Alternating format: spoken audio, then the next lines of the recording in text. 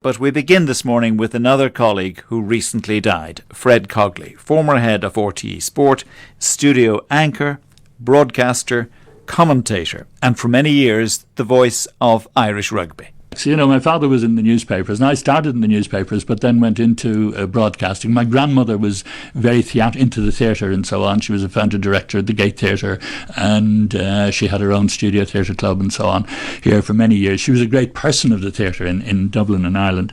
And I guess that the television and radio performing side and the journalistic side were sort of married when TE and RTE were founded in 1962. And that is when Fred Cogley switched his attentions from newspapers to broadcasting. He was close to Micheál O'Hare. But he would have been, I suppose, the icon for all aspiring broadcasters, commentators, sports commentators. And Fred Cogley, along with anchoring programmes and interviews and administration, Fred Cogley was also known himself as a commentator. And the referee gives the try, Jerry McLaughlin.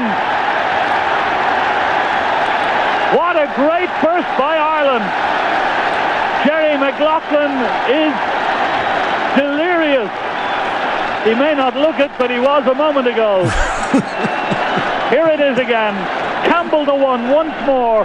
Took it that it was Slattery, Campbell to Duggan. And look at McLaughlin with the Irish forwards gathering around him. Ringland was in there too. O'Driscoll, Keane, and look at Phil Orr pushing them over. Try. He was a colleague of Micheál O'Hare, who was the first head of sport on television and who had established himself as one of the most famous and celebrated sports broadcasters, capable of delivering excitement in the listener, who believed through that word picture that they had access to the match. He's the only Irish sports broadcaster, I reckon, who was internationally acclaimed and internationally accepted. He was a remarkable man. And his commentaries to this day had a magic about them that crystallised, I think, for an awful lot of us, what radio broadcasting is about, as distinct from television. From his point of view, it was an entertainment. He was entertaining listeners. He was getting listeners to stay with him. So much so that the match was a kind of an incidental. It was his material for making a very good broadcast. So you were getting a different thing. You weren't necessarily getting the match, because the match could be as boring as hell, but you were never going to get a boring broadcast from Micheál O'Hare. Such an approach could not survive in the television age. O'Hare had already considerable achievements. He was credited with popularising Gaelic games, and part of his task in heading up the TV sports department was to entice the GAA into embracing the new medium of television.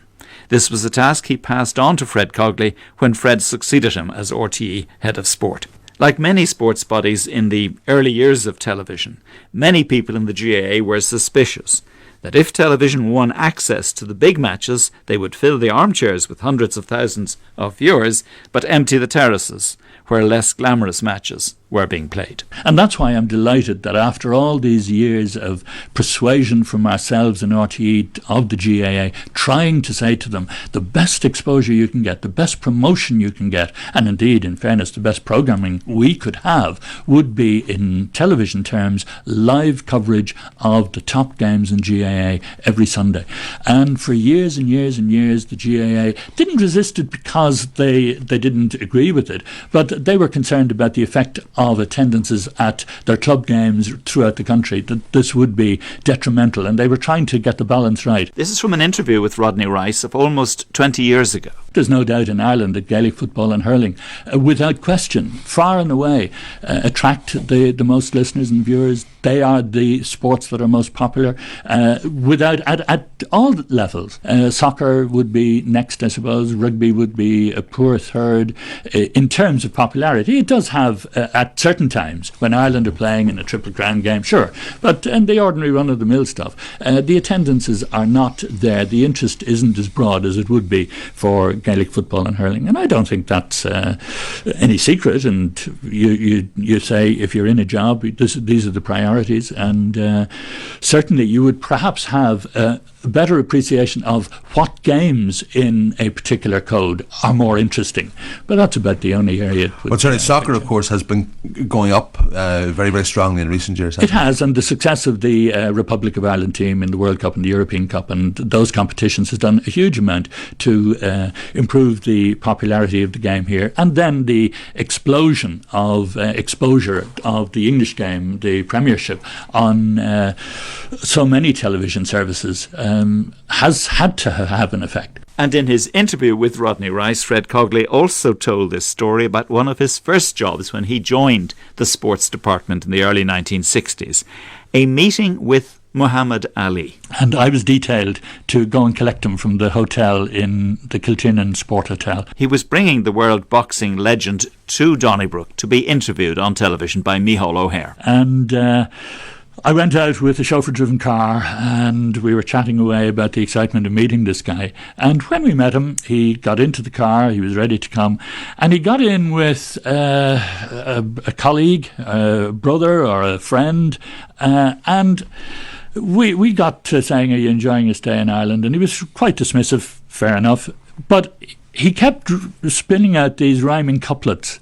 And the guy with him kept saying, "Gee, man, that's just magic, man. Have got any more words, man?" And Muhammad Ali would go into another thing, and they were awful. And I'm looking at the driver saying, "What the hell is this? I mean, is this guy for real?" And that was it. He just spouted all this nonsense, and this other guy was massaging his ego to such an extent it wasn't true. But then when he arrived at the studios and the cameras came out to see him getting out of the car, he changed and he became this marvellous chatty, friendly character. He went in, he did a superb piece with Micheál O'Hare, which alas I don't think we have on tape anymore here. But anyway, back into the car, and he's back into this rhyme and couplet business again. So you got the bad bit of Muhammad Ali. Exactly. The taxi driver and I both agreed no. The late Fred Cogley.